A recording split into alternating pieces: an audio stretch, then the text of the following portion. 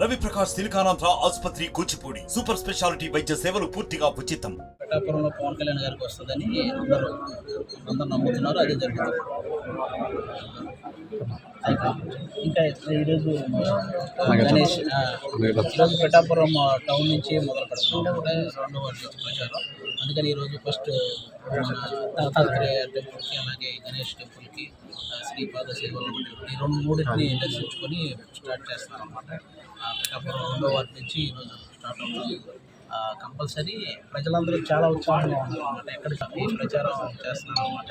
Almost పిఠాపురంకి చాలామంది campaigning వచ్చినా కూడా పిఠాపురంకి మాత్రం పవన్ కళ్యాణ్ గారికి ప్రజలే క్యాంపెయినర్లుగా అందరూ స్వచ్ఛందంగా బయటకు వచ్చి అందరికీ వాళ్ళే తిరిగి చెప్తున్నారు అన్నమాట. కాబట్టి పిఠాపురంలో పవన్ కళ్యాణ్ గారి గెలుపు 1,00,000 మెజారిటీతో నుంచి ఆయన సిద్ధాంతాలు అందరికీ నచ్చి ఆయనతో ఫాలో అవుతున్నారు అనమాట. ఆయన ఎలాంటి వ్యక్తి అందరికీ తెలుసు. 10 సంవత్సరాల నుంచి పార్టీని ఎలా నడుపుతున్నాడో, అలాగే తన సొంత ఏదైతే సినిమా ద్వారా సంపాదించిన కష్టార్జితాన్ని సహాయ కార్యక్రమాలకు ఏ విధంగా చేస్తున్నాడో, కౌలు రైతులకు కానీ, అలాగే కరోనా టైంలో చాలామందికి కానీ ఎన్ని రకాలుగా ఉపయోగపడ్డాడో అందరికీ తెలుసు. అలాంటిది అంటే ఏ అధికారం లేకుండానే ఇంతమందికి సహాయం చేయగలుగుతున్నాడంటే ఒకసారి ఆయన గెలిస్తే ఈ పిఠాపురం అభివృద్ధి ఏ రేంజ్లో ఉంటుందో మనందరం ఊహించగలమని చెప్పి ఎందుకంటే ఇక్కడే చాలామంది అంతకుముందు దత్తపుత్రుడు అని ఎగతాళి చేశారు.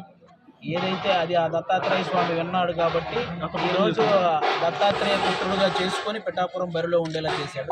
అది మనం ఎప్పటికీ పవన్ కళ్యాణ్ గారి సపోర్టర్గానే ఉంటాం. పవన్ కళ్యాణ్ గారు ఏ సిద్ధాంతం చెప్తే దాన్ని ఫాలో అవుతున్నాం.